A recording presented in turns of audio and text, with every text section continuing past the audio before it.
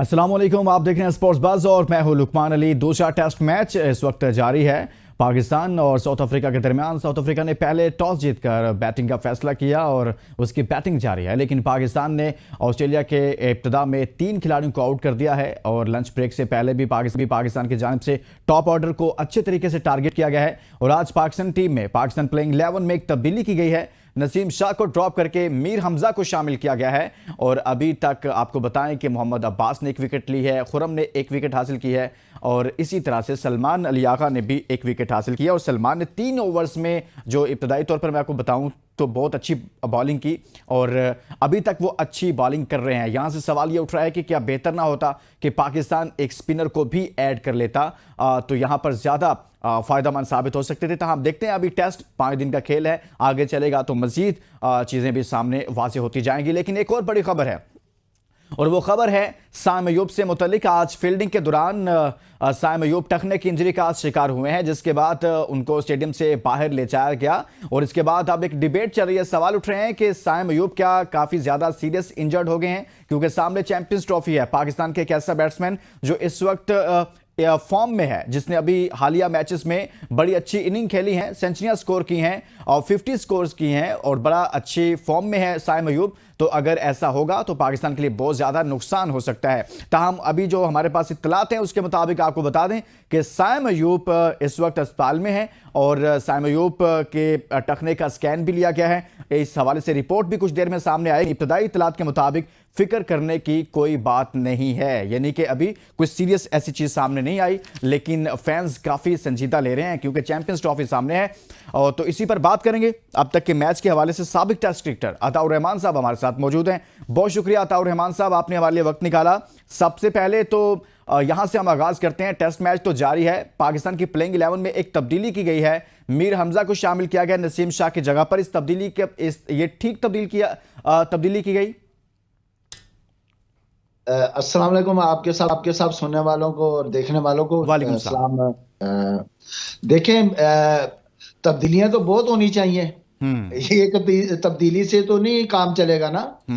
आप देखें कि आपने जो पिछला टेस्ट मैच खेला है वो उस पर मैं थोड़ी सी बात करूंगा। अभी तो ये जो रिसेंटली आपने कहा कि मीर हमजा को खेला है, लेकिन स्पिनर की तो जरूरत है। आप पिछला मैच में भी अगर देखेंगे स्पिनर की तो कमी महसूस की गई है, लेकिन आपका जो कप्तान है वो तो उसको तो पता नहीं चलता कि यार मैंने कौन सी टीम खिलानी है और कौन सा कंडीशन में कौन सा मुझे बॉलर चाहिए, तो वो तो लैग कर रहा है। आप देखें कि उसने जो काम किया है वो है ना एज ए कैप्टन, वो उसकी वजह से ये टीम आपकी हार रही है। एक टेस्ट मैच होता है या 2 टेस्ट मैच होते हैं, वो तो लगातार मैच हार रहा है। ठीक है, 2 मैच आपको इधर इंग्लैंड के खिलाफ खेले हैं, उसने जीते हैं उसकी कप्तानी में, लेकिन कप्तानी जो बाहर से की गई है वो आकिब जुवैद ने की है। ठीक है, जिसकी वजह से ये तो कह देते हमारे पास स्पिनर ही नहीं है। ये तो हमारे पास स्पिनर नहीं है, तो साजिद खान और नुमान ने फिर 40 आउट कैसे कर दिए थे? तो ये देखें, तो नुमान तो अभी भी स्क्वाड में मौजूद हैं, यानी कि सलमान अली आगा अगर यहां पर 1 विकेट ले सकते हैं, बड़ी अच्छी बॉलिंग कर रहे हैं, जो कि एक तरह से आप यूं कह लें कि पार्ट टाइम बॉलर हैं, तो एक रेगुलर स्पिनर होता, आप चूंकि एक बॉलर भी हैं, इस तमाम तरह सिचुएशन को आप समझते हैं, तो ज्यादा फायदेमंद होता अता साहब। देखिए, मैंने आपको बताया कि इस कैप्टन में ये एबिलिटी नहीं है कि how to lead the team. ठीक है, आप मुझसे पूछ सकते हैं कि जनाब आप कैसे कह सकते हैं। ठीक है, एक कप्तान होता है ना, उसको पता होता है कि जी मुझे मेरी टीम ये होनी चाहिए, ये अपोजिशन है, ठीक है, ये मुझे बॉलर चाहिए, ये मुझे मैच जितवा के दे सकते हैं। वो अवेयरनेस इसमें नहीं है। आप देखेंगे, आप 25 में 6 आउट करते हैं, फिर मैच निकल जाता है आपसे, हाथ से आप लीड लेते हैं, फिर मैच हार जाते हैं आप।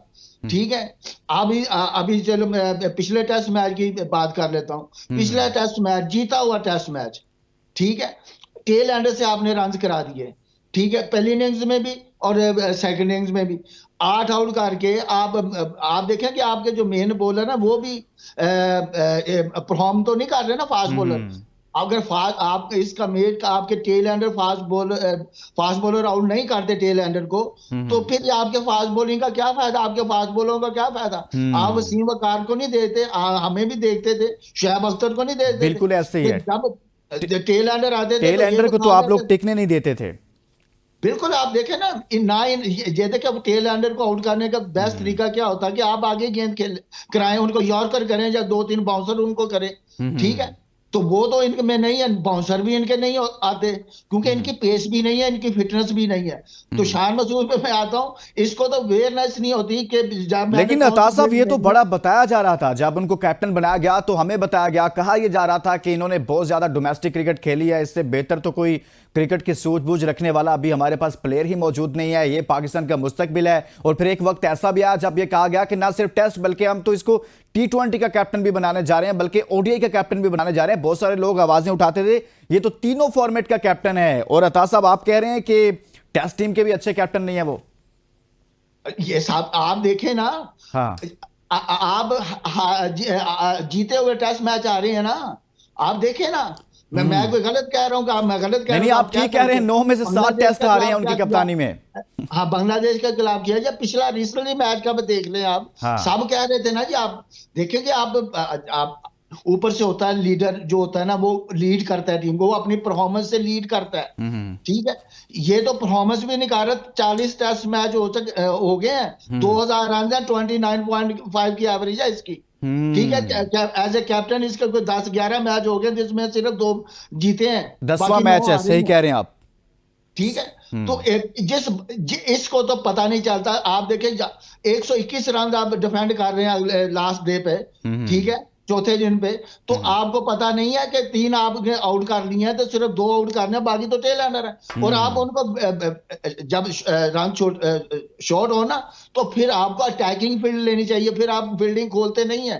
आपको आप सिंगल ना दें उनको, ठीक है। जब आप बैट्समैन को सिंगल दे देते हैं तो बैट्समैन तो आस्ते आस्ते सेट होना शुरू हो जाता है। प्रेशर तो तब पड़ता है बैट्समैन पे जब वो रन उनको उसके रन। अच्छा अतार साहब, आपने अब शान मसूद पर हमने काफी बात कर ली है, जाहिर सी बात है 10वां मैच है, लेकिन पहले 9 मैचेस में से सिर्फ और सिर्फ 2 मैचेस वो जीत पाए अपनी कप्तानी में। उनकी अपनी इनफरादी परफॉर्मेंस भी ठीक नहीं है जैसे आपने बताया है, लेकिन एक और सिर्फ इसकी नहीं ठीक है। हाँ। सिर्फ इसकी नहीं ठीक है। हाँ। ओवरऑल आपकी टीम की परफॉर्मेंस नहीं ठीक। आपका जो किंग, आप जिसको बाबर आजम को किंग कहते हैं, हाँ। उसने क्या किया, 10 टेस्ट मैचों 406 रन हैं उसके, ठीक है।